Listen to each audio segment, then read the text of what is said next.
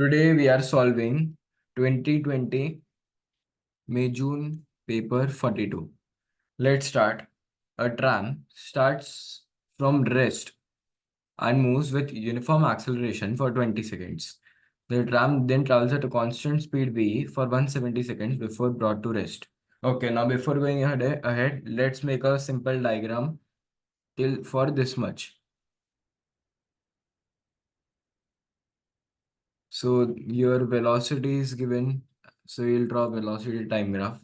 So first they have told that the tram starts from rest. That means the velocity should be zero initially. Okay, the tram starts from rest and moves with the uniform acceleration for 20 seconds. So that means for the first 20 seconds, the tram will move with the uniform acceleration. And in a velocity time graph, uniform acceleration means a straight line. Straight line.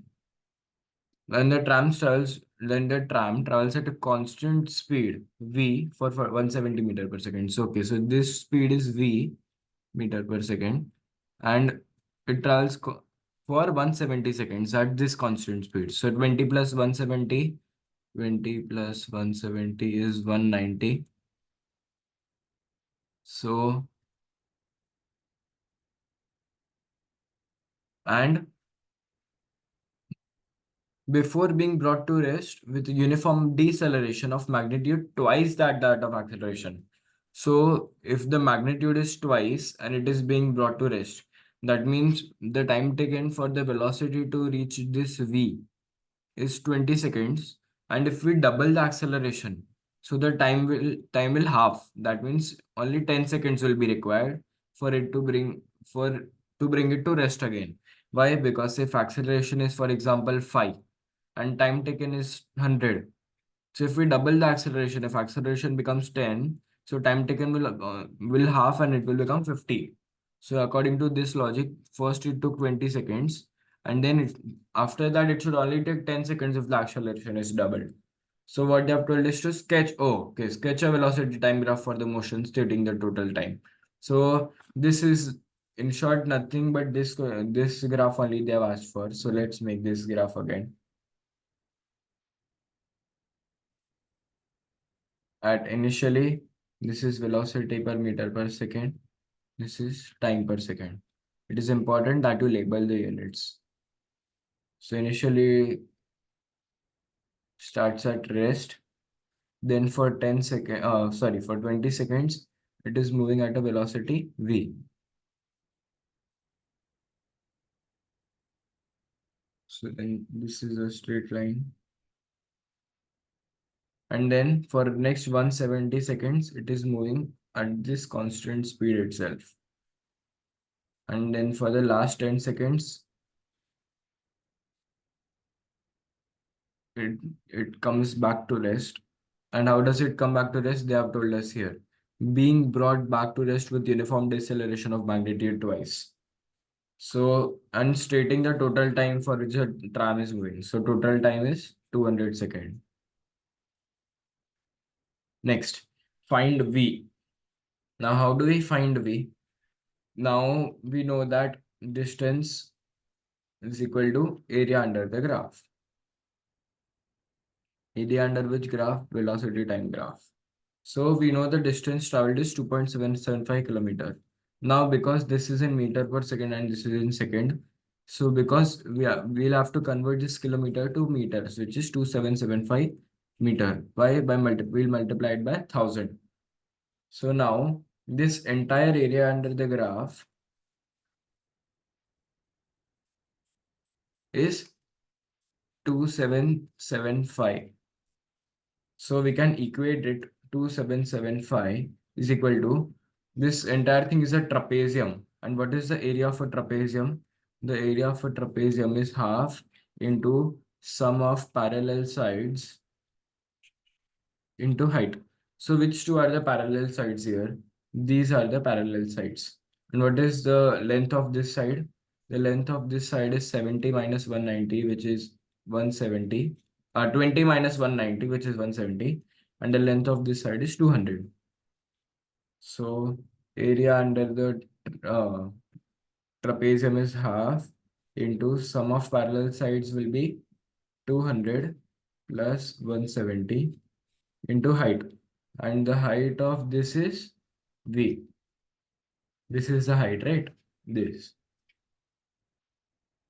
This is the maximum point, which is V.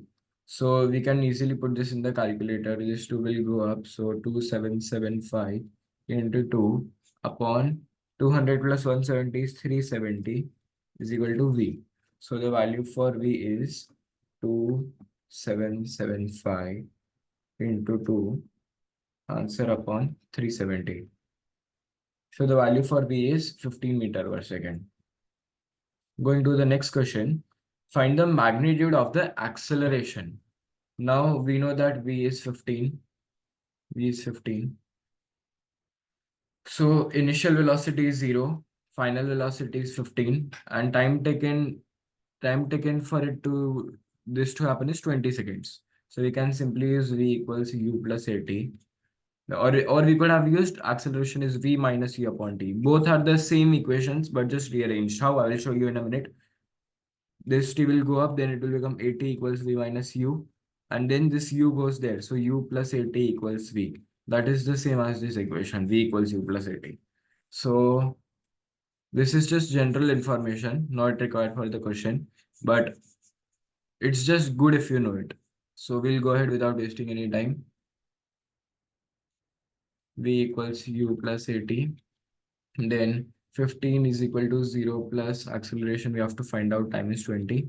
Therefore, 15 upon 20 is equal to acceleration. Therefore, acceleration is 4 by, not 4, 3 by 4. Acceleration is 3 by 4, which is 0.75 meter per second square. Let's go to the second question now. Coplanar forces. Now, what do you know what coplanar means? Coplanar means they are acting on the same plane. And what do I mean by that? Assume I have a piece of paper right here. Now there can be many ways the force can act on this. For example, I can push it like this. I can push it like this. I can push it like this. But what will coplanar be? Coplanar will be if the paper is like this and one force is acting like this. One force is acting like this. That is on the same plane. That is on the same x-axis. The one force is acting like this. That means they are acting on the paper only, but then it is on the paper. That is on the same plane. So that is coplanar. We'll go ahead. 20 Newton, P Newton, 3 Newton. Okay, okay. At the point that the system is in equilibrium. Important point, find P and theta. Okay, so your P is there and theta is also there. So you'll have to find that. So let's solve. And how do we start? The one thing we can do is we can resolve horizontal forces and vertical forces. What is vertical forces? This 4p Newton is acting up. So we can cut this 4p Newton and write it here. 4p. This is our first one. And this 3p Newton can act both up and to the left. Now let us cut this 3p Newton into two parts. This is 3p Newton, 3p Newton. Then this will be x, this will be y, and this is 30 degree. So we can use sine 30. So this is the opposite side. So you'll do y upon 3p. Therefore, y equals sine 3p sine 30. So that is the vertical force. So the second force will be 3p sine 30. And that is acting upwards.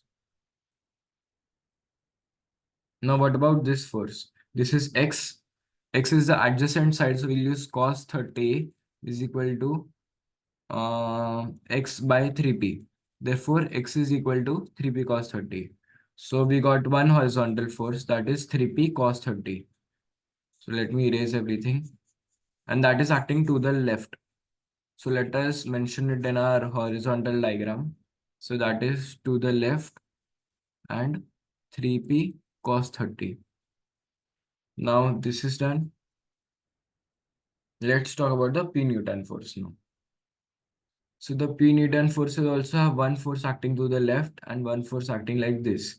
So let us break it down again. This is P Newton. One force will act down, one force will act to the left. This will be 90 degree. This is 30 degree. Let this be x, let this be y. So sine 30 will be x upon p, and then x will be p sine 30. So that means this is p sine 30, and it is acting to the left. Let us add it to in the horizontal side. X is equal to p sine 30.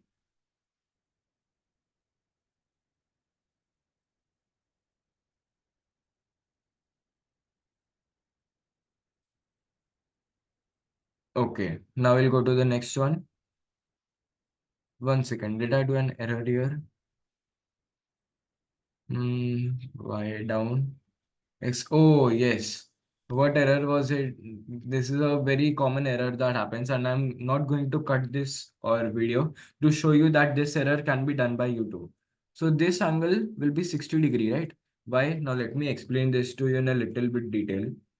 See, the diagram was something like this. This is 30 degree, and this is a vertical. So what I did was I shift I shifted this right here to the right. So that means this down will remain the same. This is the P Newton force, and this became the angle 90 degree. But if I keep this line here, if I shift this line here, then the angle that I should use is sine 60. I should use is 60, but I accidentally mistook this 30 degree. So in order to avoid this confusion, I'll tell you a better way to do it. And now I hope you'll not repeat the mistake what I did, because this is a very common error for silly, common mistake for silly errors in which the child should not lose marks at all. So the easiest way is to draw it in the diagram itself. And what do I mean by that? See,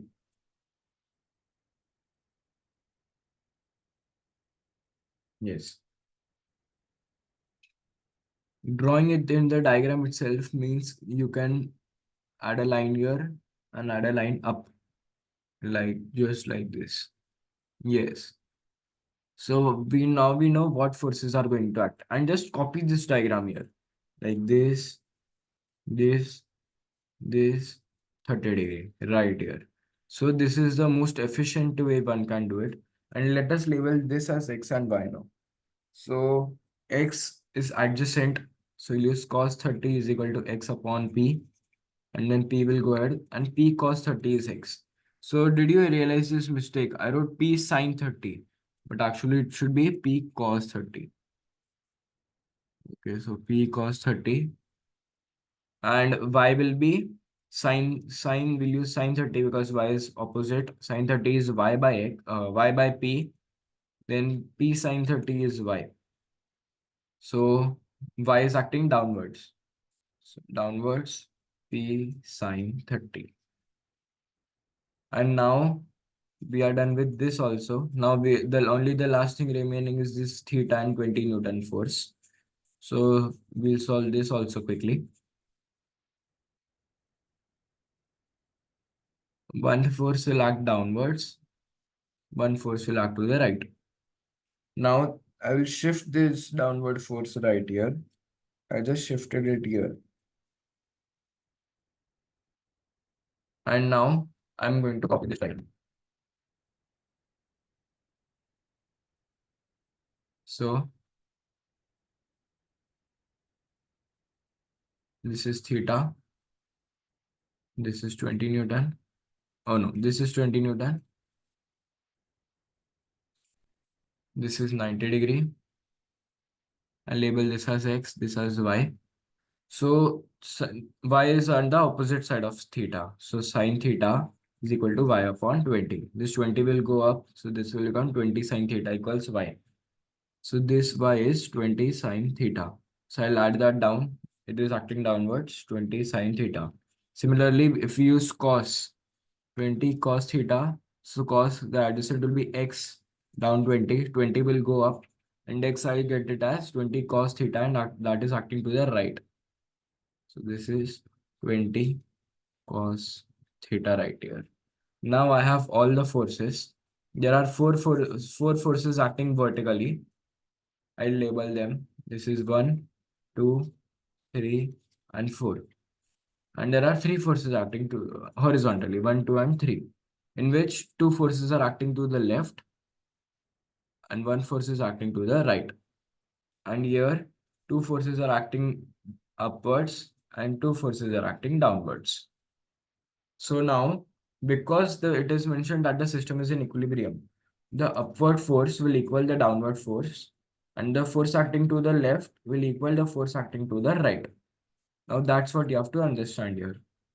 And we'll make equations for this. So that will be 4p plus 3p sine 30, 4p plus 3p sine 30 is equal to 3p p sine 30 plus 20 sine theta. P sine 30 plus 20 sine theta. And we'll make the equation for left and right now. So two forces acting on the left, 3p cos 30. Yeah. 3p cos 30 plus p cos 30 is equal to 20 cos theta. Now let us simplify both of these equations. I'll label these equations by giving them numbers. This is equation 1. This is equation 2. So now let's solve equation 1 first. I'll bring all the p's to the left. So that means 4p plus 3p sine 30 minus p sine 30 is equal to 20 sine theta. Now 4p, I'll make p common here. So pre bracket 4 plus 3p sine 30 minus p sine 30 is 2p sine 30 is equal to 20 sine theta. And then p 2p sine 30 will be sine 30 is 1 by 2. So 4 plus 2 into p into 1 by 2. So this 2 and 2 will cancel out. And at the end, we'll simply get p. Oh, sorry, my bad. Here we have already removed the p here. So p bracket 4 plus 3p sine 30 minus 2p sine 30 will be 2p sine 30. But because we have taken the p out, then it will just remain 2 sine 30. So here what should have remained is 2 sine 30. And because 2 sine 30 is 1, so what we'll end up with is 4 plus 1. Why? Because if we put 2 sine 30 in the calculator, then this will be 1 is equal to 20 sine theta. Then therefore P equals 20 sine theta. 4 plus 1 is 5, and if it goes down, this will become 0.5. That is, therefore, P equals 4 sine theta. This is the first simplified version of equation 1. And now the second term. 3p cos 30 plus p cos 30 is equal to 20 cos theta. Now, this will be 4p cos 30 is equal to 20 cos theta. Now, cos 30 is root 3 by 2. So 4p into root 3 by 2 is equal to 20 cos theta. Now this 2 and 4 will simplify to 2. This 2 will go down here upon 2. This 2 1 tens are ones are. Therefore p root 3 and root 3 will go down, so it will become 10 upon root 3 equals cos theta. So now we have two equations. P equals this and p. And now what we can do is we can equate both p equations. So 4 sine 30 is equal to 10 by 3 cos theta. Why? Because this, instead of this p, I can write it here. So I can put sine theta down. So sine theta upon cos theta is equal to 10 upon 4 root 3. Therefore, sine theta upon cos theta is tan theta is equals to 10 upon 4 will become 5 by 2 root 3. And now what I can do is the tan theta, I can inverse it. So theta will be tan inverse of 5 root 3 by 2. And if I put that in the calculator, tan inverse of 5 5 upon 2 root 3. So the answer I got is 55.3 degree.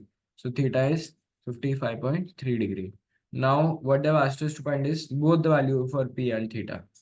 So P equals 4 sine theta, we know here P equals 4 sine theta. Therefore, P equals 4 sine 55.3. The value for theta we just found out 55.3, that will put here instead of theta. So the value for P will be 4 sine 55.3, 3.29. So the value for P is 3.29 Newton. Now that we are done with this question, let's go to the next one. But before that, I'll need to erase everything.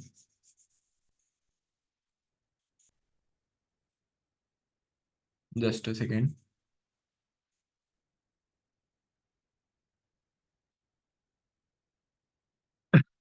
Yeah, let's start. A particle of mass 2.5 kg is held in equilibrium on a rough plane inclined at 20 degree. Okay. To the horizontal by the force magnitude T Newton, making angle of 60 degree. The line of greatest slope. The coefficient of friction is 0.3. Find the greatest and least possible values for T. Okay. And this is a 8-mark question. So, but to be honest, this is really easy. There is only one concept which you need to understand, and if you are not aware about it right now only, listen to this video 2 times, and next any question like this comes, you'll able to solve it very easily, because this is a very easy question and this is very scoring. How? Let's start. So first, let's make a simple free body diagram and then try to understand what the question is asking for. So let me use a different pen here. Okay, I'll use black. So this is a plane, not a paper plane, an inclined plane. Yes. And this is 20 degree, 2.5 kg. Let me draw it a little bit up.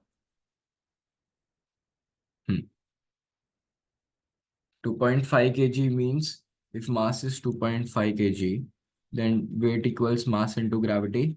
The weight will be 2.5 into g, which is 10, which is 25 Newton.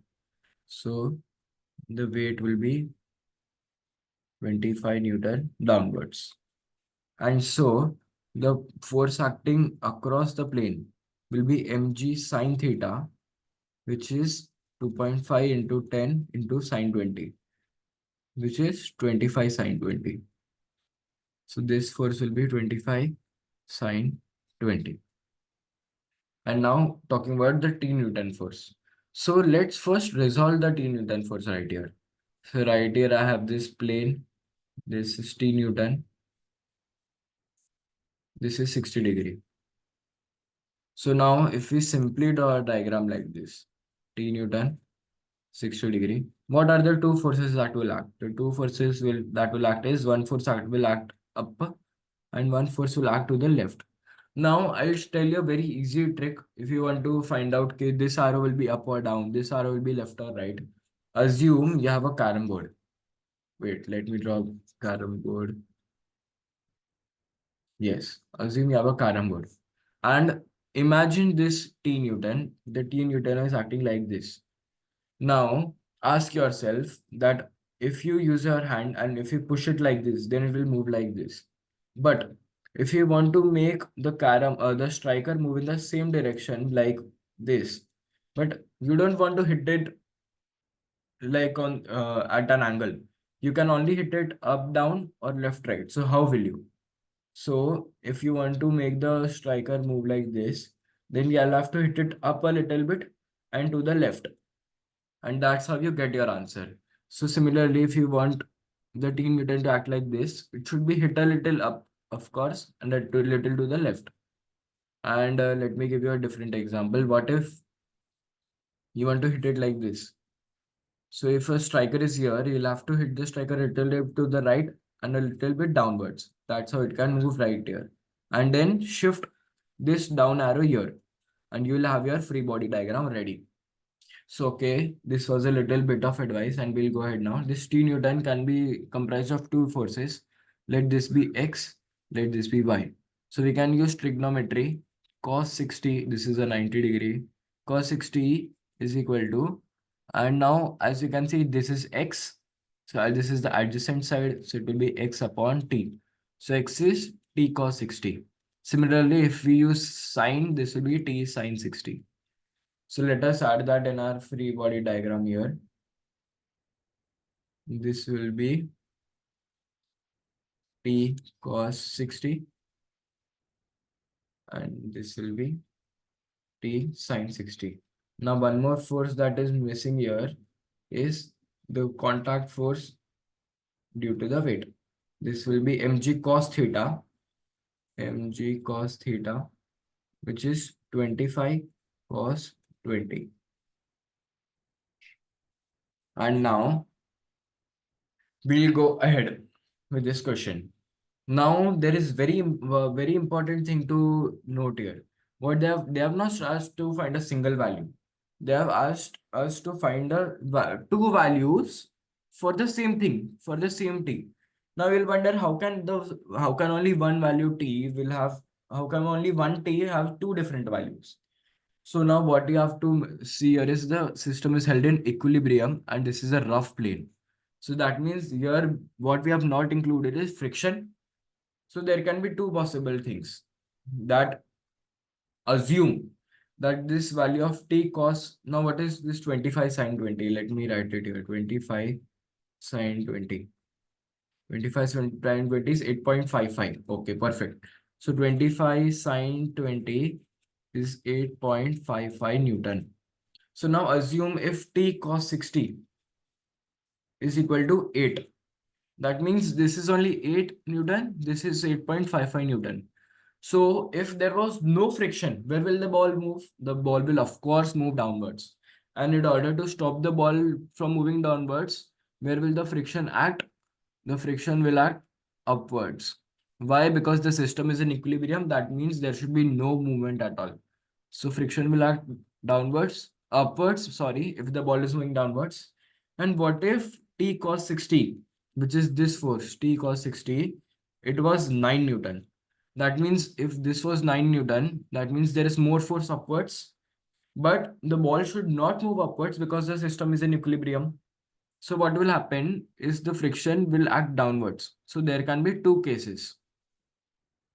One case is T cos 60 will be less than 25 sine 20 and T cos 60 will be greater than 25 sine 20. So considering these both cases, that's why we'll have two different values for T. So now that I hope you have understood why there will be two values, there will be two values because T cos 60 can be more or less than 25 sine 20. If T cos 60 is more, then the ball will move upwards. And in order to stop the ball from moving upwards, the friction will act downwards. Or the 25 sine 20 can be greater than T cos 60, hence the ball will move downwards. But to stop the ball from moving downwards, Fr friction will act upwards so that the ball does not move at all. And now that we are done with this, let us make equations now. What do I mean by equations? Now, first of all, you'll have to understand three terms. The three terms are F resultant, Fr, which is friction, and and R, which is the contact force. Now, what is the contact force? The contact force is the sum of the forces acting perpendicular to the plane, which is this 25 cos 20 and T sin 60. So you'll have to add one more force in the picture. Yeah, that is this force, R. Now, let's make a diagram. Let's make an equation. What will F resultant be? F resultant will be 0. Why will F resultant be 0? Yes, I hope you have guessed it correct because system is in equilibrium. And when system is in equilibrium, the resultant force is 0. So, what will be the resultant force here? 0. And what is 0 here? 0 is equal to 25 sine 20 minus t cos 60 minus fr. This is the first equation. And the second equation being 0 is equal to, this is where the ball was moving on the 25 side 20 sides. And now what if the ball moves upwards, that is on t cos 60 side? That means the 25 sine 20 will oppose and even the friction will be on the 25 sine 20 side. So Fr. Now that we have this, what we can do is we can make simultaneous equations. And what do I mean by that? Okay, we have space down here. Perfect. 25 sine 20 should be left right here. These two negative things, we can bring it on the left. So t cos 60 plus Fr is equal to 25 sine 20. Same goes for the other one. But here, oh, I've written t cos 0. But what is this t cos 0, t cos, nah, this should be t cos 60. So this will be minus t cos 60 plus Fr is equal to minus 25 sine 20. So right here, we have both of our equations ready. And now we can put this in the calculator. Why? Because this is technically simultaneous equations. And if we put this in the calculator, then we'll get cos 60. Then Fr is 1. Then 25 sine 20. Next is minus cos 60. Fr is 1 and minus 25 sine 20. Oh, I've written 29. So the answer for T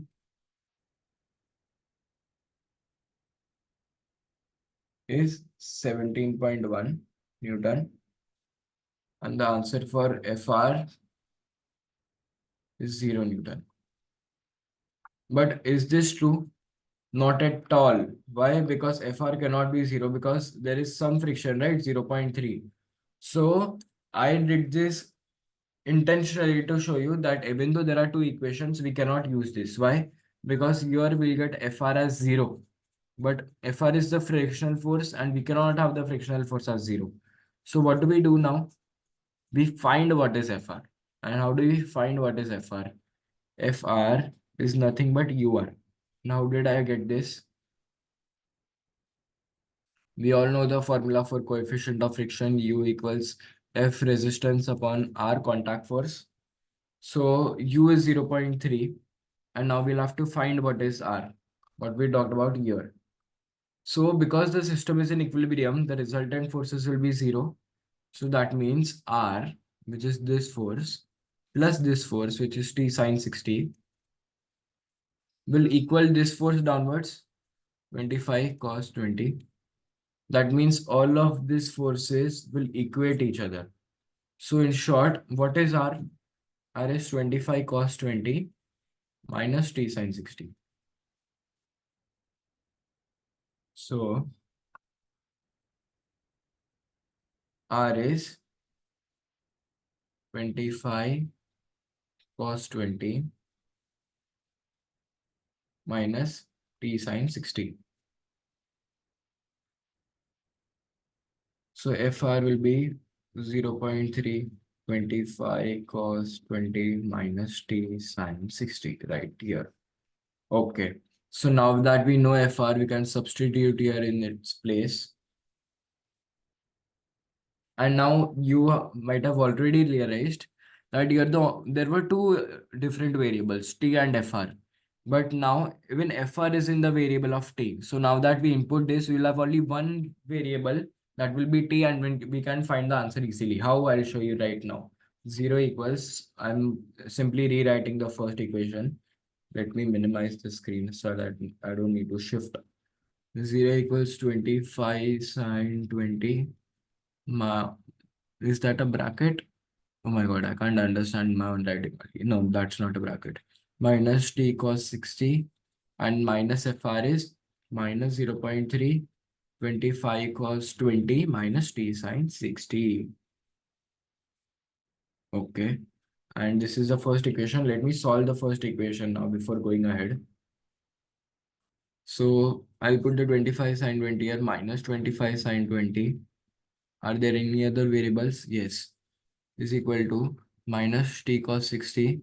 Now I'll open the bracket, which I'll get minus 0.3, 25 cos 20. This minus minus will turn into a plus.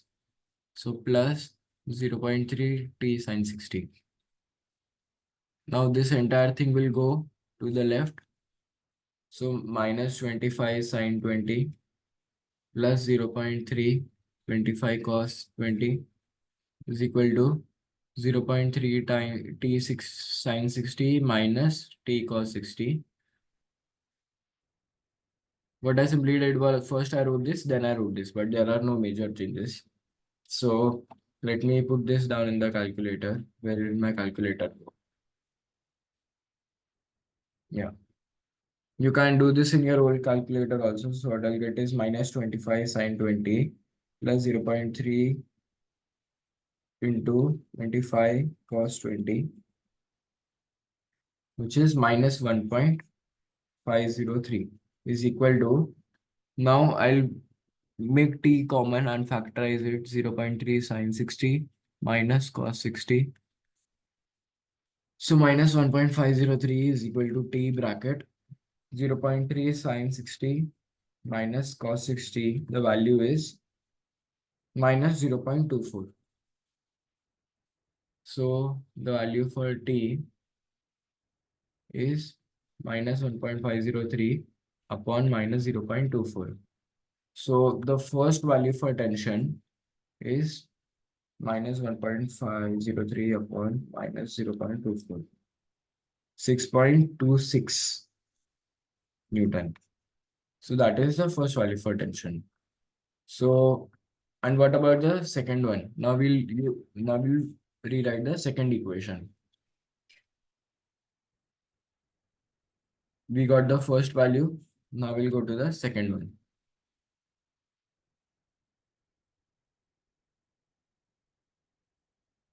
One second. Yeah. So I'll have to rewrite it like this only. 0 equals t cos 60. 0 equals t cos 60 minus 25 sine 20 minus FR minus 25 sine 20 minus FR minus 25 sine 20 minus FR. And now instead of FR, what can I write? Minus 0.3 cos 25 minus, what is FR? FR is 0.3 bracket 25 cos 20 minus t sine 60.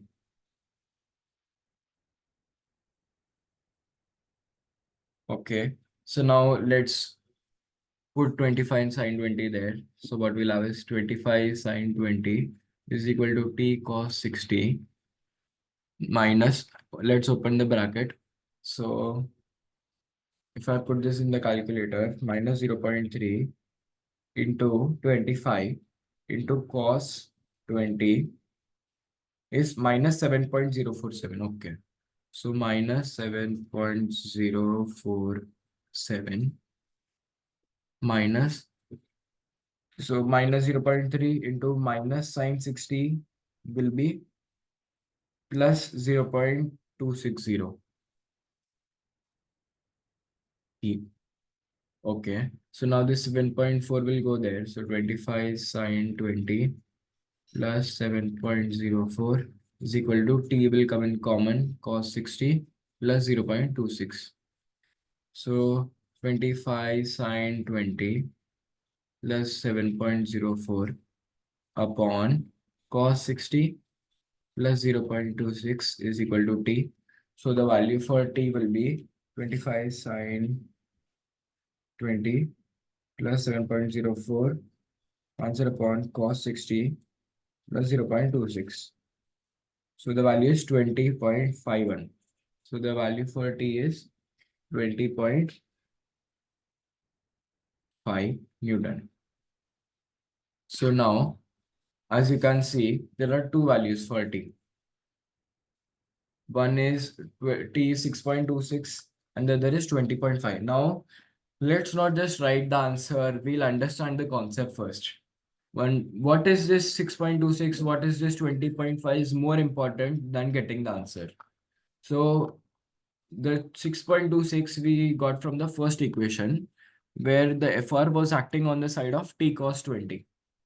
So when the FR will act on the side of T cos 20, then the value for T will be 6.26 only.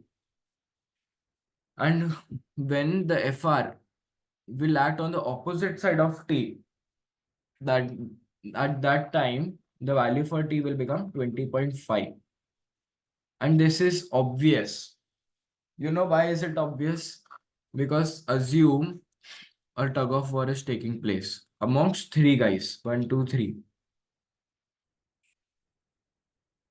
One guy is T, one guy is no, let this guy be T cos 60, let this guy be FR, and let this guy be 25 sin 20. Okay, so let's play tug of war now. This is the rope, and if FR, this is FR, and 25 sin 20 are on the same side, and T cos 20 is on the different side, then obviously T cos 20 will have to handle and use up more power if he wants to win. So because of that only, when the second case, we got T as a greater value. Why? Because in the second case, T cos 60 was individual. FR was acting on the side of 25 sin 20. That means here 25 sin 20 and FR are acting on the same side. That's why the value for T is higher, just like this. And if it was opposite, that means if FR was on the side of T, here if FR was on the same side, FR, like in this case, FR and T cos 60 are on the same side. That means T cos 20 will have to do a little less work. And that's why in the first equation, where T cos 60 and F are on the same side, when both are negative, T cos 60 and F are on the same side in the first equation. That's where T was only 6.26. So now to summarize, the question what they have asked us is find the greatest and least possible value. So the greatest will be 20.5 and the least will be 6.26, and not bananas but newtons. And that's how we end our question. Now let's go to the next question. Small smooth spheres. By reading these three words only, I understood that this is about collision. A and B are of equal radii of masses 4 and 2 kg respectively, lie on a smooth horizontal plane. B at rest, A moving towards B with speed 10. After sphere collide with A continues to move in the same direction. Okay. Let's stop here. Let's stop. We'll go ahead by drawing diagram, by drawing graph, by not graph, I'm kidding. By drawing the diagram here. This is before collision. There are two spheres. One sphere is A, the other sphere is B. And A is of mass 4 kg, B is of mass 2 kg. And before collision, what is happening? Initially means before collision, B is at rest. That means the velocity is 0 meter per second. A is moving towards B. Okay, very good. With speed 10 meter per second. Perfect. After the sphere collide, now let's make a short diagram of collision also. Why? Just for fun. A, B. This will be collision. Dum dum dum dum dum dum dum dum dum. Yes. After these collide, A continues to move in the same direction. Okay. So now, without having any fun, let's make after collision now. After collision, A starts to move in the same direction, but with half the speed of B. Okay. So now your B is there. So if after the collision if B starts to move at the velocity of x meter per second. So the A continues to move in the same direction but half the speed of B. That means the velocity of A will become x by 2 meter per second. Why? Because if this is 10, then if velocity of B after collision is 10, then velocity of A after collision will become 5. So now in only these two lines we can solve the answer. I'll write it in short, but exam you'll have to write it the entire thing. Initial momentum is equal to final momentum. What is the initial momentum? Initial momentum is 4 into 10. I hope you know the formula for momentum, which is momentum is written as rho like this, is mass into velocity. So mass is 4, velocity is 10. Your velocity is 0, so everything will turn to 0 only. And final momentum will be mass of A is 4. So 4 into x upon 2. And mass of B is 2 plus 2 into x. Now this I can simplify 2 za 1 za. So 40 is equal to 2x plus 2x is 4x. Therefore, the velocity x is what? X is the velocity of B. So x, which is the velocity of B, will be 40 upon 4, which is 10 meter per second. And what have they asked us? Find the speed of B after the collision. The speed of B after the collision, which is x, is 10 meter per second. That's how we end this question. Let's move to the next part. A third small smooth sphere C. Oh my god. A third small smooth sphere C of mass 1 kg is also added now. Very good. With the same radius as A and B, rest on the plane. B now collides with C. After this collision, B continues to move in the same direction but with 1/3. So you what you need to realize here is this is the same question, but the only difference is initially the speed became half, here the speed became 1/3. So now in case you were not able to answer for A, let's assume you are new, you're not able to answer. Now you have understood this explanation. Now try this B question on your own. Even though the B question here is saying show that there is another collision between A and B, the question is little different, but they mean the same thing. So now I am asking you first, do not watch this video again. On your own, try to find the value, try to find the velocity for C after the collision. After you are done with that, after you are done trying, after you are done thinking, after you are done trying to understand what what this concept is about, then move forward and watch the video. Okay. So now we'll continue. Assuming you have done it sincerely. So let me make a diagram of what happened here. So A was traveling at the speed of A will travel at 10. Oh, so my guess was correct. B is 10. Haha.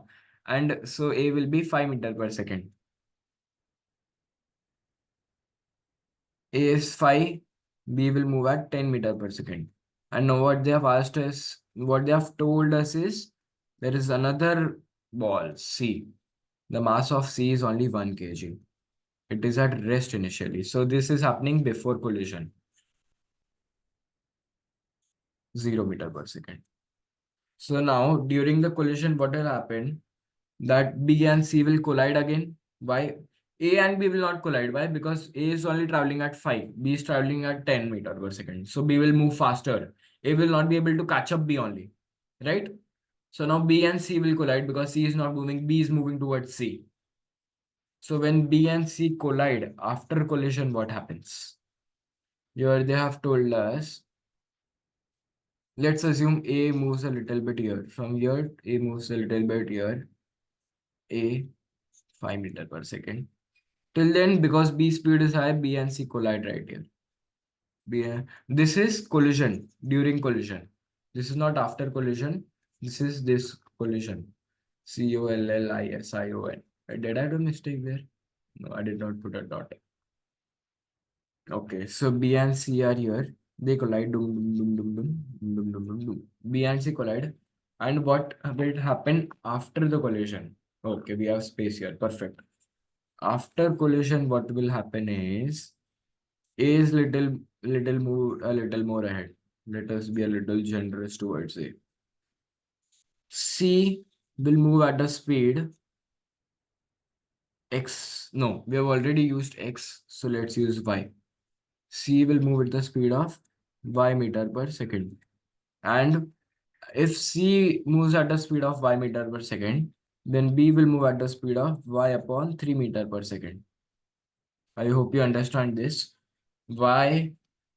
Because after this collision, B continues to move in the same direction, which is to the right, but with 1/3 the speed of C. That means if the speed of C is 12, the speed of B will be 4. Okay. So now what they've asked us is show that there is another collision between A and B. Now, this is a little tricky concept. It is easy only, but it is a little bit hard to be understand. No, my bad. It is not hard to understand. It is hard to strike. It won't strike your mind in the first time you think. You'll have to think for 5 minutes. What do you'll have to think? That initially C, B was 10 meter per second. So A cannot catch up to B.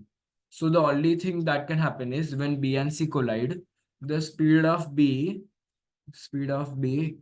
will be less than 5 meter per second after the collision. That's when A can catch up to B. Let's assume that there are two balls, one is A, one is B. If the speed of A is 5, if the speed of B is 5.1, and let's think that they are only 0.1 meter apart, 0.1 centimeter apart, and we make the balls move. Then also because this speed is a little bit higher, A cannot touch, A cannot collide B ever. And now let's make a little bit difference. Let's make this like this concept a little bit different. A is 5.1, B is 5. And this is 1000 kilometer apart. Even though this is 1000 kilometer apart, eventually A will come a little bit closer, little bit closer to B. Why? Because A is faster and A and B will collide. So similarly, what can happen here is the velocity of B will be less than 5 and collision can occur. That means after the collision between B and C, the velocity of B will be reduced a little bit, will be reduced less than 5. So let's find what will be the velocity. We can again use initial momentum because final momentum. You guys have to write initial momentum because final momentum, everything, the entire statement, not like this in your exam paper. So initial momentum will be, now you'll say that A is also moving. So we'll consider the momentum of A. No, not at all. Why? Because even though A is moving, is it participating in the collision? No, it is not participating in the collision. So the existence of A does not matter to us at all. So now we'll some pretty good jokes can be made about the existence of some people, but jokes aside, we'll go ahead. The velocity of B is 10, but no, and what is the mass? 2. The velocity of C is 0 initially, mass 1. So initial momentum will be simply mass, which is mass 2 kg into velocity, which is 10. Final momentum will be mass of B is 4. The velocity of at which B will travel is 4 by 3. The mass of C is 1. The velocity at which C will travel is y. So 1y. So 4 by 3 plus 4 upon 3 plus 1 is 3 plus 1 is 1 second. Did I do a mistake here? Yes, the velocity of B is 2. The mass of B is 2 kg, not 4 kg. Yeah, the velocity of B is 2 kg. I mentioned 2 here, right? Okay. So this will be 2 kg. So 20 is equal to 2y upon 3 plus 1. So your 3 by 3. 1 can be written as 3 upon 3. So 2 plus 3 will be 5. So we'll get 5y by 3. 3 will go ahead. 5 will go down. We'll left with 5. So y equals 20 into 3 upon 5. 1 za, 4 za. So y is 12 meter per second. So y right here is 12 meter per second. So what will be the velocity for B? The velocity for B will be y upon 3, which is 4 meter per second. Oh my gosh, I guessed it correctly again. The velocity of BI previously, if you re-hear it, I told the velocity will be 4. But that was just a random guess, but it turned out to be the answer. So the velocity is 4 meter per second. Now The final statement that everybody must write is the velocity of A is less than the velocity of B. Or you can write the other thing also. The velocity of B will be more than the velocity. Right. Sorry, I made a mistake here. The velocity of A will be greater than the velocity of B. That means the velocity of B will be less. The velocity of A will be greater than the velocity of B. Why? Because the velocity of A is 5. The velocity of B is 4. So hence A will be able to collide with B.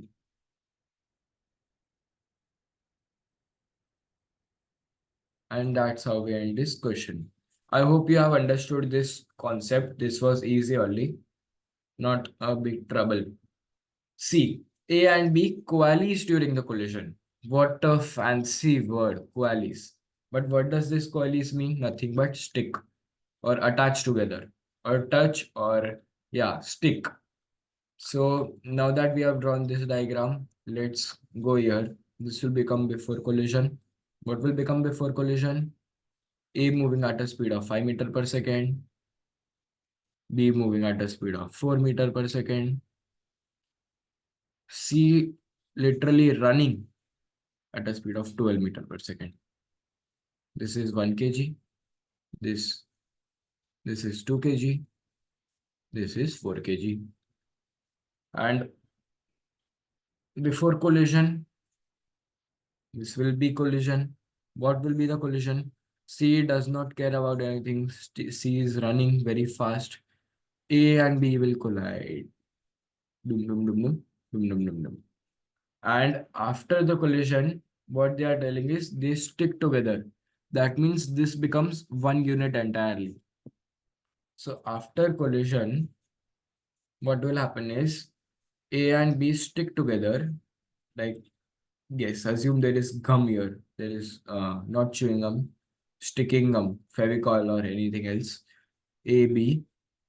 This will stick and move together with some velocity v meter per second. No, I don't want to include B because here I took X, here I took Y, and so the only thing remaining is, yes, Z. So I'll take Z here. So the velocity of AB is Z meter per second. And see if I don't write it here, then also it does not matter. Find the total loss of kinetic energy. Okay. So in order to find the total loss, first you'll have to find out what is the velocity of AB after this collision, after this stick together angle. So again note, you can't write IMFM here. You'll have to write the full initial momentum, final momentum in your paper. So initial momentum was this 4 5s and 2 4s. 4 kg into 5 meter per second plus 2 kg into 4 meter per second is equal to final momentum will be masses of this combined 4 and 2. So 4 plus 2 into some velocity is z. So 4 5s are 20, 2 4s are 8. 20 plus 8 gives me 28 upon 4 plus 2 is 6. So z is 28 upon 6. And if you put 28 upon 6 in the calculator, no need, you can do it on your own. This will be 14.3 meter per second. And what they have asked us is to find the loss of kinetic energy. So for the loss of kinetic energy, I'll have to find out what is the initial kinetic energy. So initially, let's go to the first diagram. Initially, the kinetic energy was just A moving at the speed of 10 meter per second, 4 kg. B was 0. How far we have come up? A collided with B, B collided with C, then again A collided with B. And yeah, so even though this now might look easy, initially you might have thought, oh my God, this is so much. But the main key is diagram.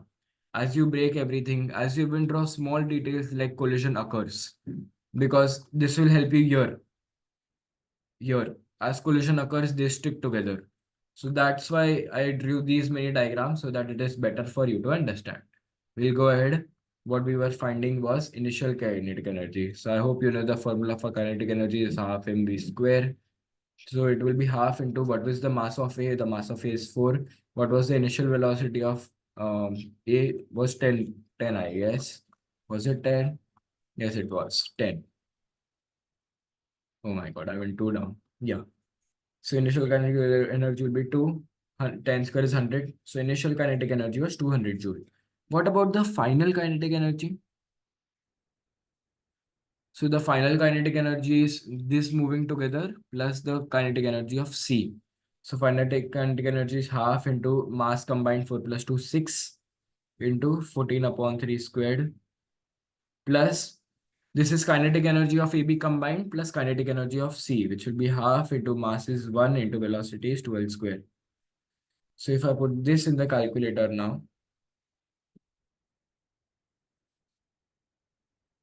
6 upon 2 into 14 upon 3 the whole square. So the answer is 65.333 plus 12 square is 144. 144 upon 2 is 72. So 65.333 plus 72.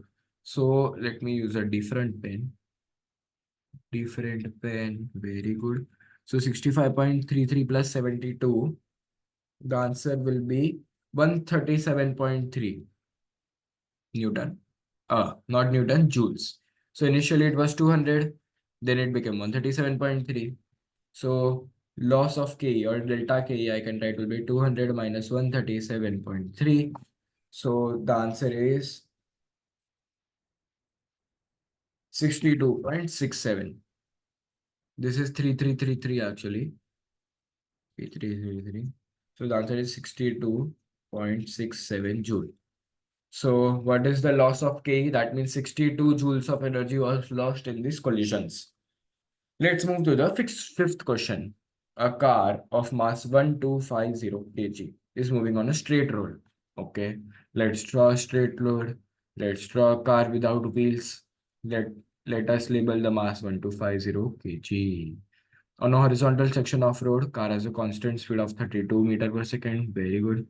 32 meter per second. Constant force resisting motion of 750 Newton, no problem at all. 750 Newton of resistance force. Calculate in kW, that means kilowatt, the power developed by the engine. There are three things you need to understand here. F resultant, this is three things means three variables. This is resultant force.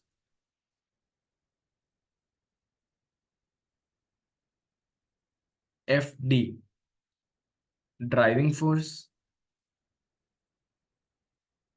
FR, resultant force. I mean resistant force, sorry. Or frictional force or resistance simply, anything you can use. So now that you know what three these variables are, let's move ahead. So the very first detail which should click in your mind is constant speed 32 per meter per second. So according to Newton's second law, when of when there is no force acting on the object, when no force, that means when force is zero, that means at that time when force is zero, either the object should not be moving at all, that means the velocity should be zero, or the velocity should be constant. So that means here what I have written constants, yeah, constant. So because the speed is constant, the force will be zero. And what force? Resultant force. So the first thing that you need to understand is resultant force will be zero. And now, as you can see, we have used everything in this equation. We have made a free body diagram. Because there will be some driving force also. This is the resistance force. So second thing you need to realize is that resultant force will equal driving force minus resistance force. So 0 is equal to, do we know the driving force? No, they have not mentioned it anywhere. Driving force minus 750. We know the resistance force. So by this, we can understand that driving force will equal 750 Newton. And now you'll say, Arey, but resistance force is also 750, driving force is also 750. Of course, it has to be 750 because resultant force we need it to be zero. So when the right and left force equal to zero, that's when the resultant force will be zero, right? So now let's go back to the question. The power developed by the car. Now there are two things for power, two equations. Power equals force into velocity. Power equals work done upon time. Have they mentioned any work done any time here? No, not at all. So just cut this. They have mentioned about velocity 32. They have mentioned about force. So let's talk about this. Now, There is a thumb rule for this formula, power equals force into velocity. The question is asking us about the power of the engine. So the force will also be the force of the engine. That means the driving force. That means the force exerted by the driving force. Why? Because if power, the question is about power of the engine or the power because of the driving force, then the force will also have to be the driving force, right? Because who gives the driving force? Who exerts the driving force? The driving force is as exerted by the engine itself. So the power will be, what is the force of the driving force? 750. What is the velocity? 32. So 750 into 32 will be 24,000 watts, which is 24 kilowatts. Now you might be thinking, oh my God, the working was only this much. So why did I explain this much? Because this was a relatively easier question, which made it easy for you to understand. Next time it can be that there will be more two lines of statements here. Inclined plane will be this will be that. So this is what will be required right there. This basics will be the important thing. If constant speed is there and F resultant will be zero, these things should be instilled in your mind. If you're having a doubt, why if when velocity is constant then F resultant is zero, go to Google, search Newton's second law, you'll get the answer. Find 2 3 videos on YouTube, watch, understand the concept. That is more important than getting a correct answer. Given that this power is suddenly decreased by 8 watts, 8 kilowatts, find the instantaneous deceleration. Okay. So now let me mention the initial power here. Initial power was 24 kilowatts. Now they have decreased it by 8 kilowatts. They have not decreased it to 8 kilowatts by. That means the final power will be 24 kilowatts minus 8 kilowatts, which is 16 kilowatts. And now we know power equals force into velocity. What is this power of engine? Force of driving force, or power exerted by driving force. So this new power will become 16. Driving force will become, drive force will remain the same, 750. And no, my bad, I'm really sorry. What they have found, what they have asked us to find is the instantaneous deceleration. Now, because the power has changed, the force will also change. The velocity cannot change instantaneously. The velocity will take some time. That means if velocity here was 32, as the brake are applied or whatever has happened, as the power is reduced, initially it will be 31.9, then 31.8, then it will turn to 30, then 20, then 10. But what will instantaneously change is the force. Why? Because they have asked instantaneous deceleration. And what is the connection between force and acceleration? Force equals to mass into acceleration. So as deceleration is technically nothing but opposite of acceleration. So as acceleration will change, the force will also change. So there will be some other value of FD we will calculate now. And this will not be 16, my bad. This will be 16,000. You'll have to convert it to watts first. The 16 kilowatt is 16,000 watt into velocity. What is the velocity? The velocity is 32. Right here, the velocity is 32. Perfect. So the driving force will be 16,000 upon 32. And this is 16,000 upon 32. So the answer is 500 Newton. And we know force is equal to mass into acceleration. What is the new force now? 500. What is the mass of the car? 1250 kg. The first thing we mentioned here.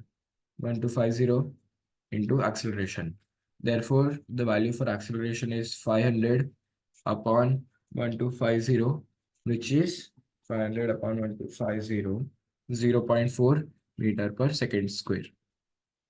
So what they have told us is to find the instantaneous deceleration. Now, what you need to understand here is if they would have asked acceleration, find the instantaneous acceleration of the car, then what we should have written was minus 0.4, because the acceleration is being reduced, right? Speed is decreasing, but they have asked deceleration. So deceleration technically means reduced acceleration. So deceleration, let me write the entire thing, deceleration is 0.4 meter per second square. And that's our question ends. B. This was the long say statements I was talking about. Inclined, this, that. Thankfully, they have given it in the B section here. But what if there was only one question, A, 8 marks? Then this was very important. Or you would have just done silly errors and would have lost scoring marks. So take a deep breath. And if you want, take a 2 minutes break and then come back on this question because this is going to be a little bit lengthy. Okay. Now let's start on a section of the road inclined at this angle. Okay. Let me take a very big diagram right here.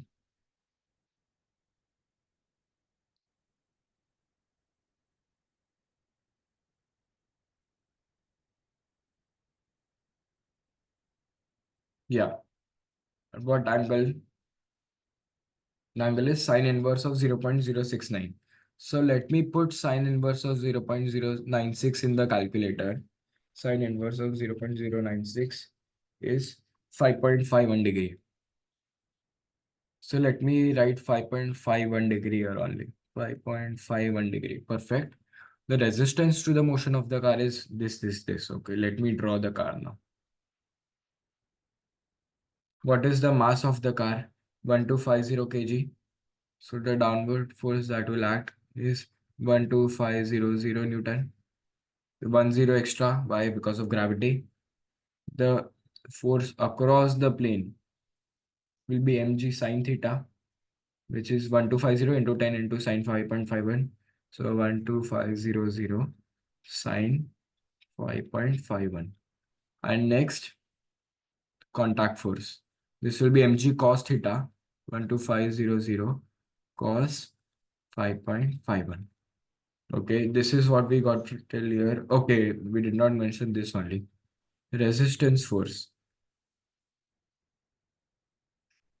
Where is the car moving? The car is traveling up. So the resistance will be down. Resistance is down.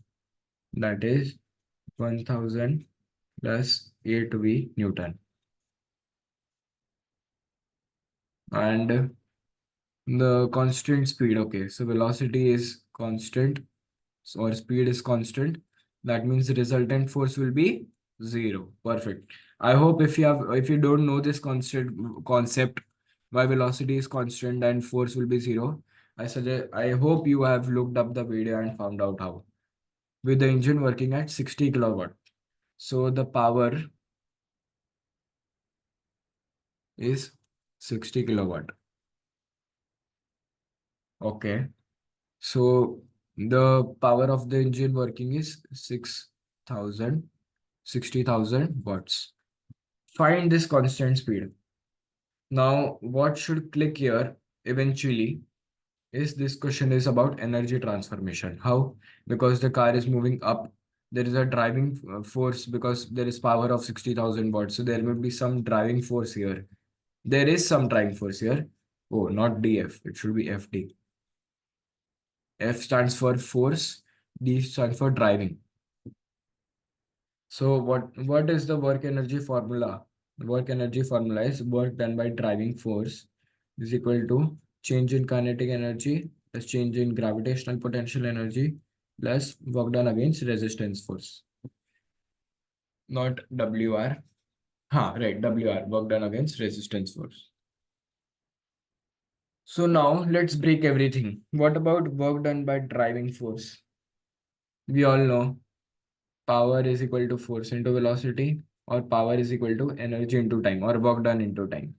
So we can use this because we know that the power by the engine is 60,000 watts. So 60,000 watts is equal to work done into time taken. So work done is technically work done by driving force, and we can put this upon T. So work done by driving force will be 60,000.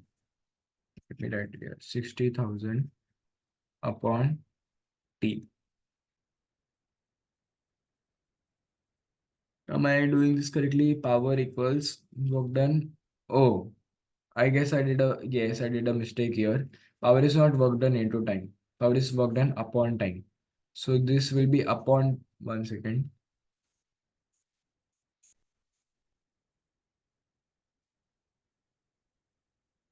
Power is work done upon time. So we know that the power is 60,000. So 60,000 will be the work done by driving force upon time. So this time will go up. So time into 60,000, not upon. Yeah. Thank God we identified this mistake early only. Or else after the question complete, and this is the silly errors what we can do. So delta kinetic energy. The car is traveling at constant speed. And what is the formula for kinetic energy? Half mv square. Because the velocity is constant, it is not changing only. The change in kinetic energy will be zero. If initially the kinetic energy was 50 joule initially, then finally also it will be 50 joule only because mass is same, velocity is same, hence no change in kinetic energy is zero. Delta Gp, yes, this delta Gp will change. How much? What is the formula for Gp? M into G into height. Now, this is 90 degree, this is 5.51. Let's make a smaller diagram. 90, 5.51. This is height h.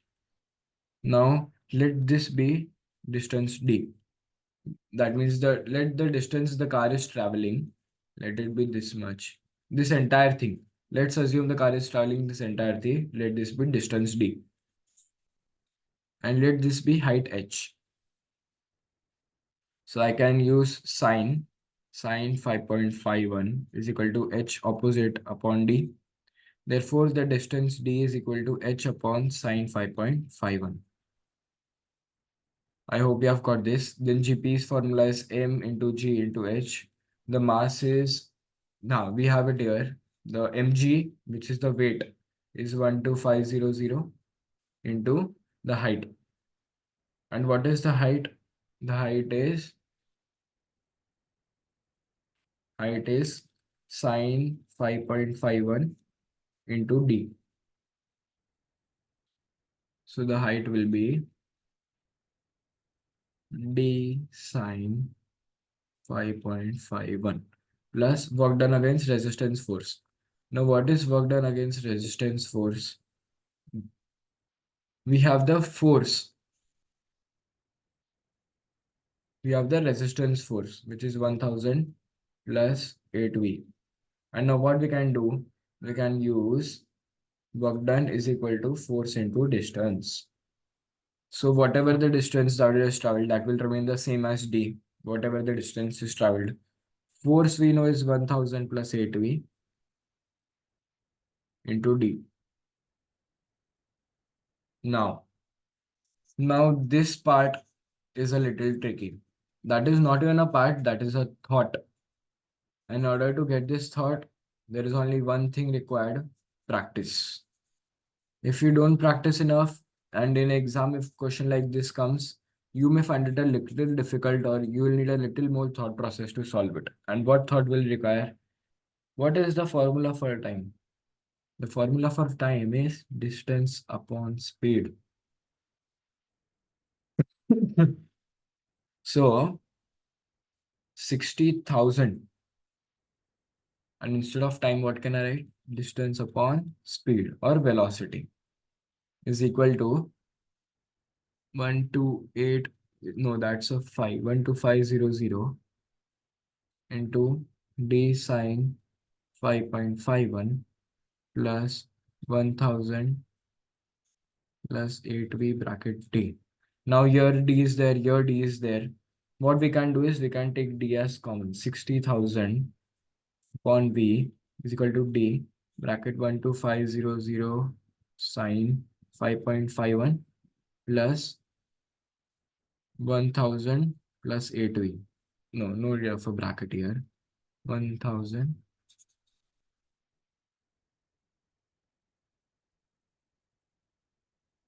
now this d I can take it down here and simply this cancels out, and this v I can bring it here up.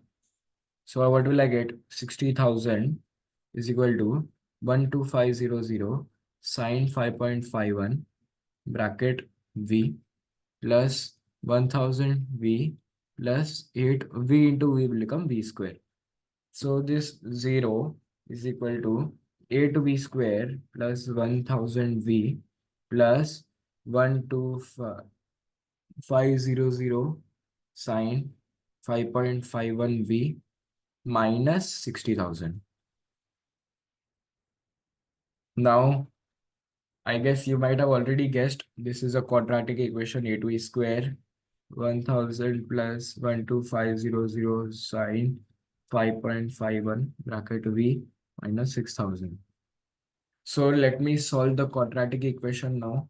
Shift 5, 3, 8. I'm solving the 1000 plus 12500 into sine 5.51 minus 6000.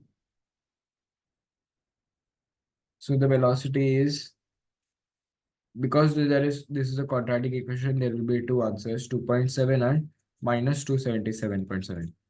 And what are we talking about right here? Find the constant speed. Can speed be negative? No. Speed cannot be negative, so this answer is ruled out. So the final speed is 2.7 meter per second upwards. And that's what is our final answer. The speed is 2.7 meters upwards.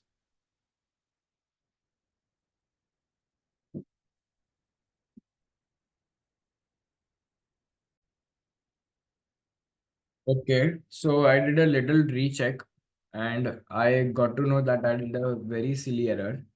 And that was, instead of this 60,000, I wrote 6,000 here.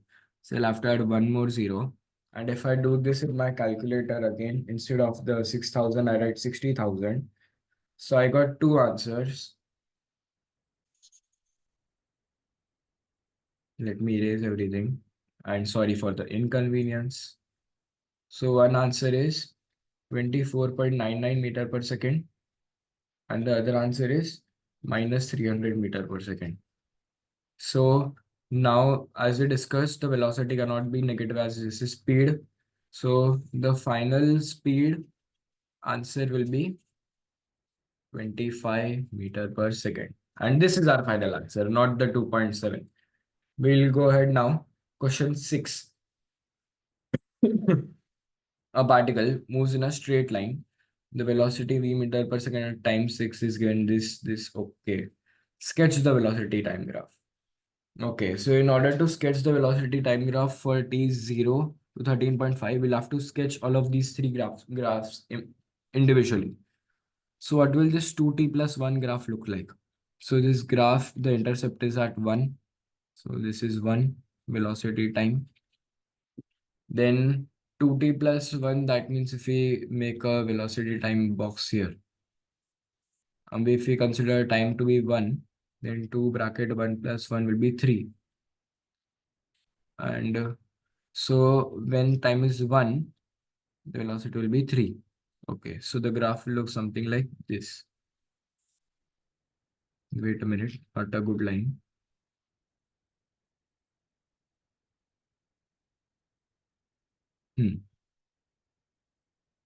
And the next v equals 36 minus, oh, this is a quadratic equation. V equals 36, so let me write it as t square minus plus 36. So what about when v is 0? When v is 0, it will be minus t square plus 36. T square will go there, that will become t square, minus will become plus. Then t will become root of 36, which is plus minus 6. So minus 6 plus 6. And where does this graph start? This graph starts at plus 36. So somewhere here. So the graph will look something like this. Okay. So this is the graph of 2t plus 1. This is the graph of 36 minus t square. And for 2t minus 27, the graph will look something. The graph starts at minus 27. And 2t means the gradient is up. That means something like this. Okay. So now we have the graphs for all of this. V equals 2t minus 27.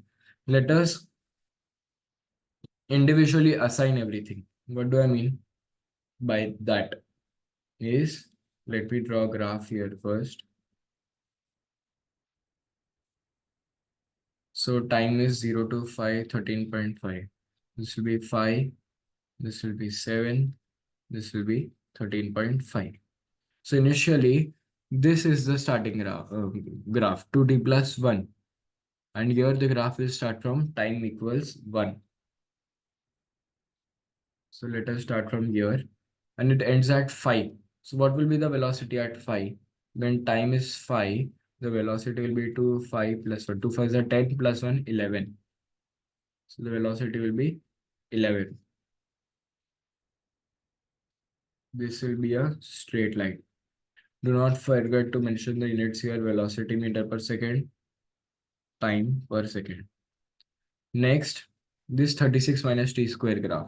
This graph will bend a little like this. And what will be the value at t equals 5? So 36 minus 5 square will be 36 minus 25, which is 11. So the graph will start from here itself and will be the graph end 36 minus 7 square, which is 36 minus 49. So the value for 36 minus 49, if I put that in the calculator, is minus 13. So let me draw minus 13 somewhere here.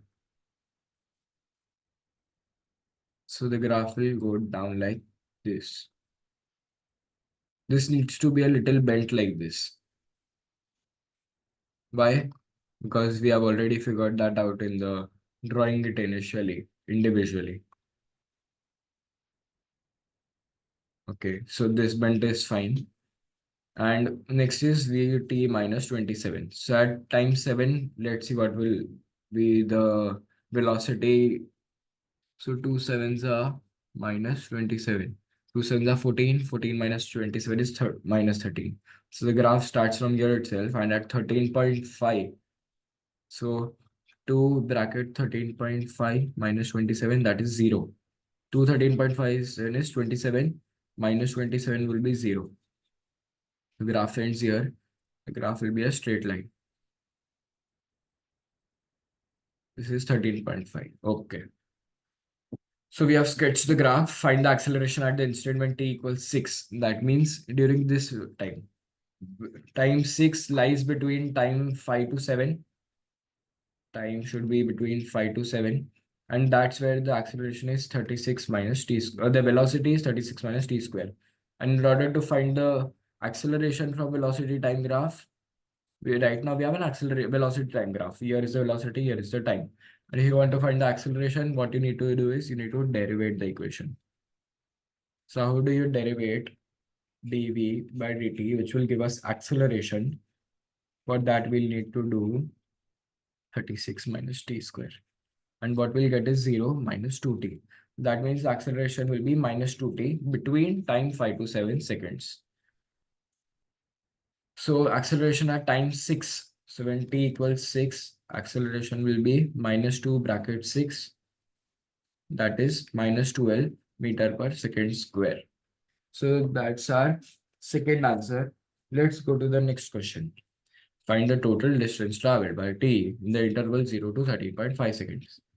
So if we want to find the distance traveled from a velocity time graph, then what you need to do is integrate. You need to find the acceleration time graph. You need to do is derivate. There are two ways possible here, either integrate or find the area under the graph. Both are the same thing. So let's start integrating these equations. So first what we need to do is we need to integrate. Let's write it here. First what we need to do is we need to integrate 2t plus 1 by using the limits phi and 0. Second, we need to integrate this graph 36 minus t square. But what should be the limits? Now they have not asked us to find the displacement. They have asked us to find the distance. So we need to first, we'll find this. This will be covered in the first region. And this, whatever the value is here, we'll find out in a minute. This will be covered in the second part. Then this, whatever the value for this is, we'll cover in the third part. So we know the final limit, the second limit here will be 5. But what about this one? We'll find it out in a minute, don't worry. And this is the third region. Third region, we know that the final value is 7, but we don't know this one. Here we don't know the upper one. So I'll integrate 36 minus t squared dt. In the fourth part, we know both the limits and we know the equation also. The between 7 to 13.5, we have to use 2t minus 27. So 2t minus 27 dt, and the limits are 13.5 and 7. So let me first copy this much at least. First, integral of 50 2t plus 1.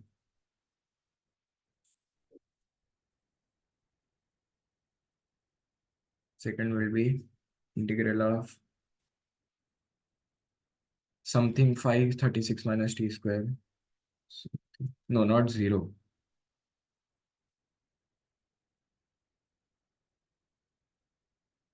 Let me write that as x.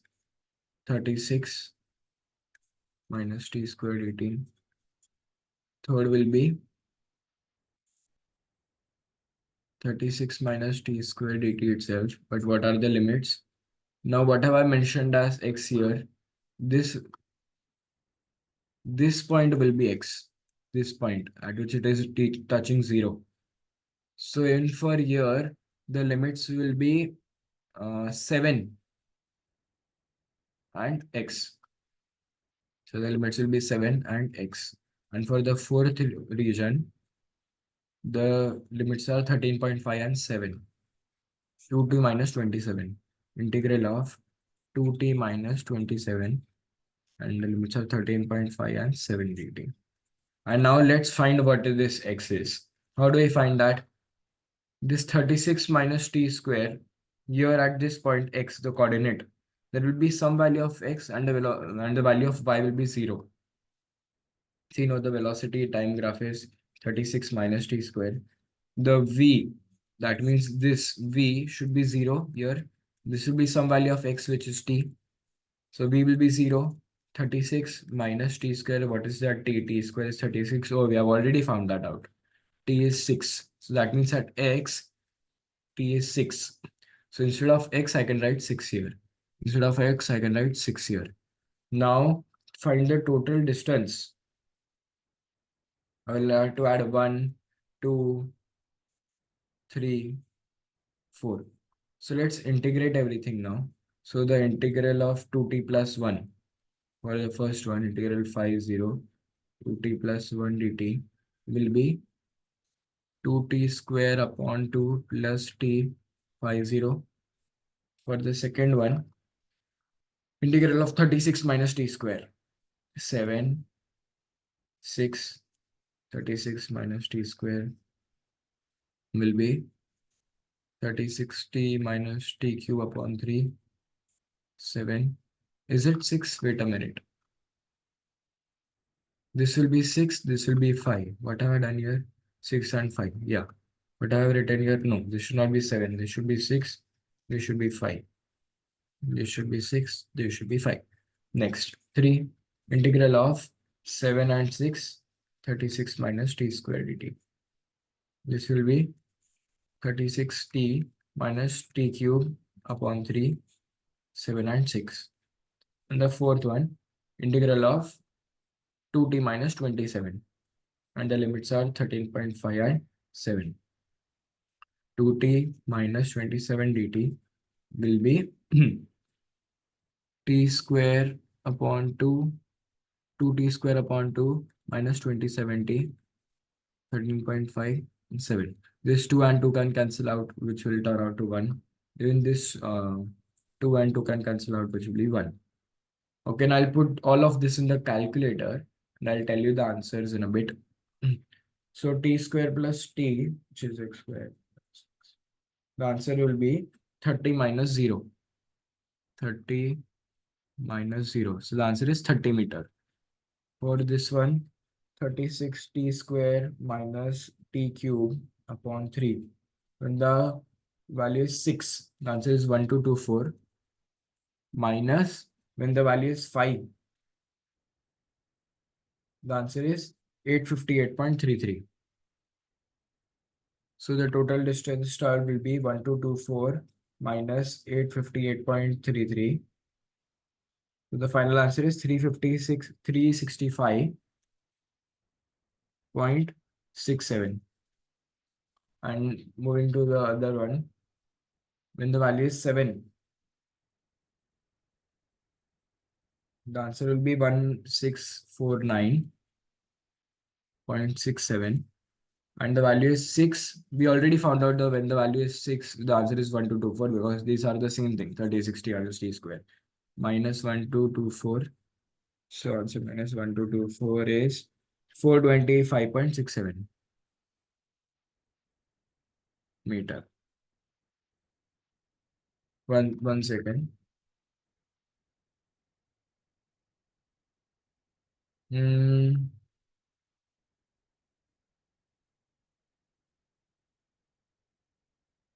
When the answer is 7.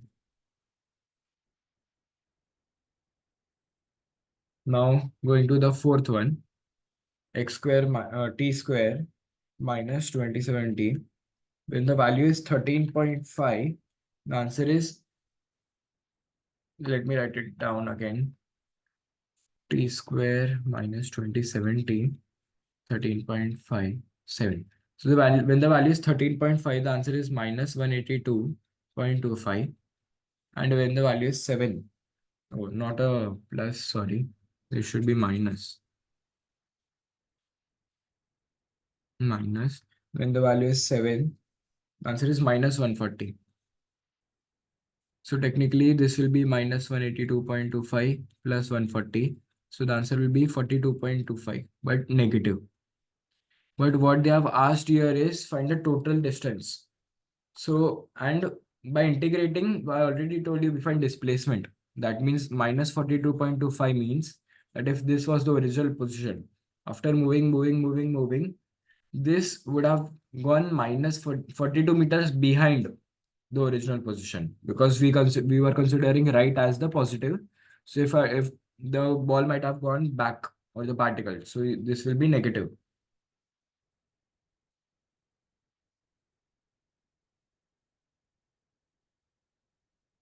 So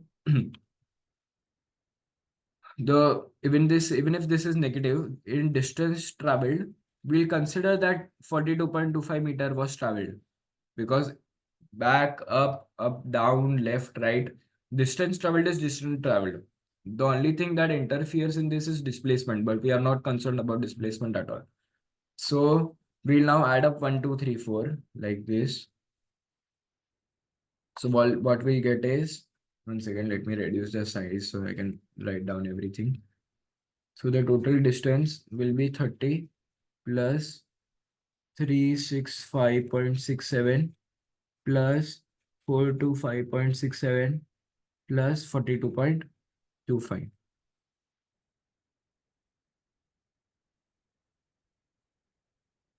One second.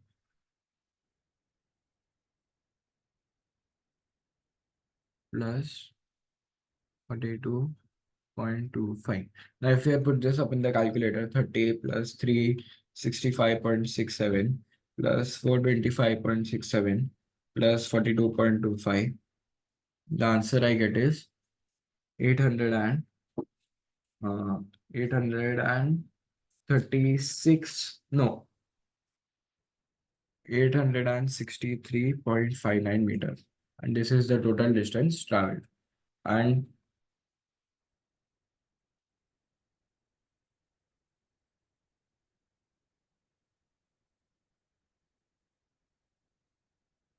one second, here as I rechecked this, 36t minus t cube upon 3. So 36x minus x cube upon 3.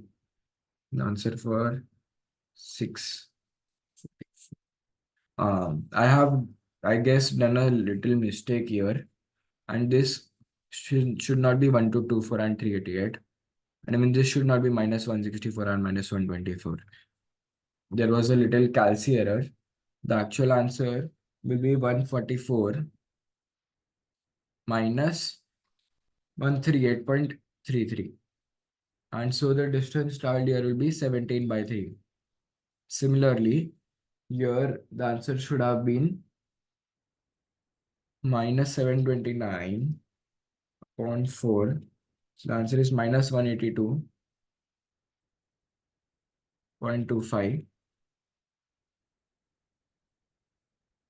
minus 140 minus 140.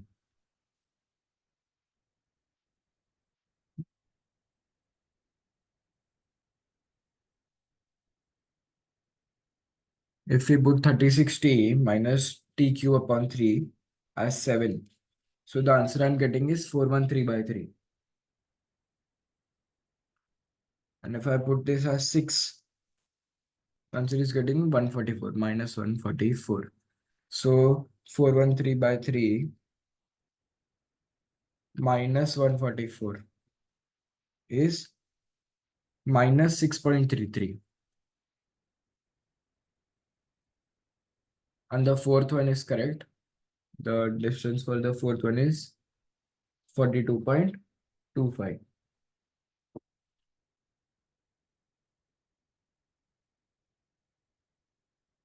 Yeah. So now we'll go back and we'll have to change this a little bit. There is not much of a difference. I'm not sure. I might have done some silly calci error. I might have not mentioned t or something. So this distance is 17 upon 3. This is minus 6.33, but we have already discussed why the negative sign does not matter. So this is 6.333 because the negative sign, if for example, the ball is moving here 5 meters, that is its displacement. And again, if it is displayed to the negative side, then the answer in this integral sign will come minus 3. But if we consider the distance traveled, the distance will be 5 plus 3 only, right? Which is 8. Similarly, for this negative, we'll consider it positive only. And this minus 42.25 will be plus 42.25. And finally, the correct answer, which will be get is if you put in a calci 30 plus 17 upon 3 plus 6.333 plus 42.25 is 84.249 meter, and hence the final distance is 84.25 meter. In case you have not understood why this displacement will be negative, watch the video again or I'll explain it to you. What is displacement? Displacement is if, for example, the ball is starting from here, and if I tell you the ball moved 5 meter ahead, then it went 3 meter behind. This is its total distance traveled. This is distance. But its displacement will only be 2 meter. That is the distance from the original position. This is its displacement. So when we integrate this in our velocity time graph, the answer we get here minus 6.33. This is nothing but the answer for only displacement. Only 2. This is what we get. Even though the actual distance is 8, the answer we get is displacement 2. So in order to cancel it out, the negative sign is there. This negative signs. If we take this negative sign as positive, we finally end up having the result as a distance. And why were these signs negative? Why was this negative? Especially only two things were negative. This 7-6 limit and 13.5 and 7. So we'll go back to the graph again. This 7 and 6 limit and 13.5 and 7. Because this is the negative area. Because here minus 13 is there. So if we integrate this, the answer area will also come in negative. But that does not mean this is not the distance traveled. Some distance will be traveled here, but only in the opposite direction. So ignoring the negative sign, for a distance, we have to add everything up. And by that, finally, we ended up with the answer 84.25, which is the final answer. And we end this paper.